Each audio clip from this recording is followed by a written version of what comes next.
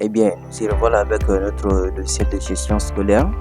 On a pu ajouter 3 fonctionnalités à la demande de certaines personnes. Ok. Ces 3 fonctionnalités sont tout d'abord l'impression de la carte scolaire. Ok. Avec les traits, on peut voir ici, 12e TSS, on n'a que 3 élèves. Voilà, maintenant je vais tenter d'imprimer la carte scolaire de ces 3 élèves-là. Ok. Je clique sur imprimer carte. Voilà. Donc, on peut voir la carte de ces 3 élèves-là. Voilà. Donc, en fait, j'ai juste fait un test avec mon logo Sam Coding. OK. Voilà. Bien. On ajoute aussi les rapports. Côté rapport tel que rapport analyse des résultats.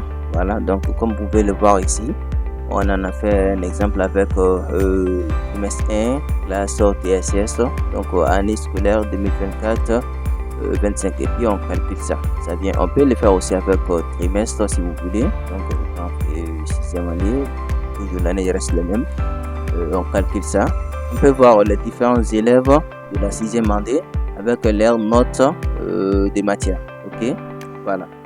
Il y a statistique des résultats qu'on a ajouté aussi. Donc avec composition, il y a les matières qui sont là, les effectifs, garçons, filles, total. Donc ceux qui ont composé, garçons, filles, total aussi. Ceux qui ont obtenu la moyenne, garçons, filles, total aussi. Et le taux de réussite aussi. Voilà, ok. On enchaîne encore. Il y a moyenne, des moyennes aussi. Voilà. Soit on le fait par trimestre ou bien par composition. On vous débat. Après vous calculez. Ok. On a un rapport annuel aussi. Donc rapport annuel trimestriel, j'ai choisi trimestriel puis année scolaire 2024-25. Après la classe est TSS. Après j'ai calculé. Donc, et là ça me donne tous les élèves de la 12e année TSS avec les moyennes des trimestres. Voilà. Ok. La deuxième fonctionnalité qu'on a pu ajouter encore, c'est ce côté paiement. Donc, paiement de la scolarité, paiement des enseignants. Voilà, donc quand je clique sur paiement, scolarité, on peut voir la liste de tous les élèves. On peut toujours trier par élève si vous voulez. On peut effectuer un paiement ici. Donc, vous n'aurez qu'à remplir le côté droit de ce formulaire, crédit, nature de paiement, date de paiement, détail, mode de paiement, référence aussi vous voulez. Donc et puis les mois aussi. Vous choisissez les mois après, vous choisissez montant crédit. Après vous validez. Une fois que vous aurez validé et que les paiements sont faits, vous pouvez venir imprimer les reçus. Vous pouvez voir les reçus toujours triés par classe si vous voulez. Donc vous pouvez toujours trier par classe. Bien. Si vous voulez voir les reçus de paiement, on peut toujours cliquer sur voir reçu. Donc on peut voir les reçus. Voilà. Donc comme vous pouvez le voir, on a juste fait un format de reçu. Soit on peut l'exporter format PDF ou bien l'imprimer directement. Voilà. Ok. On vient maintenant sur le côté paiement enseignant. On peut toujours payer le salaire d'un enseignant. Ok. Voilà. Il faut savoir qu'à chaque montant de débit qu'on aurait payé l'enseignant avec, ça viendra s'ajouter ici.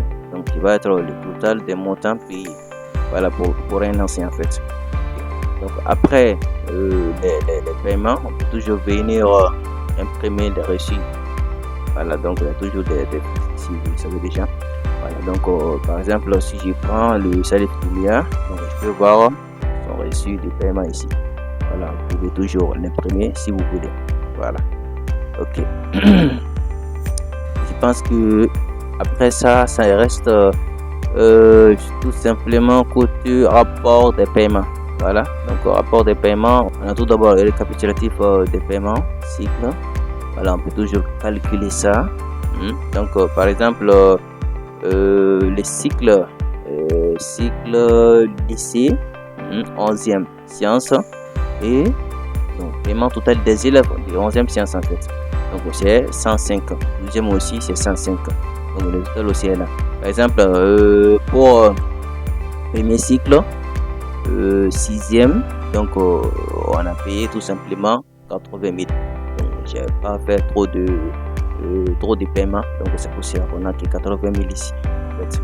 Voilà, donc ça c'est juste récapitulatif des paiements par cycle.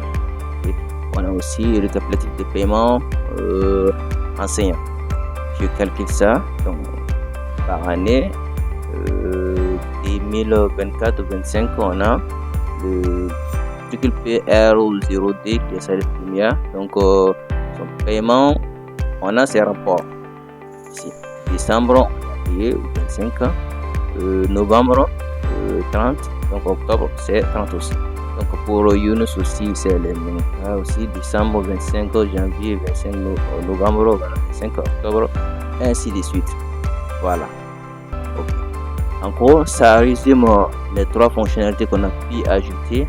Et n'oubliez pas, pour ceux qui viennent de regarder la vidéo, on a toujours gestion des bulletins, gestion des élèves, gestion des anciens et puis un tableau de bord aussi.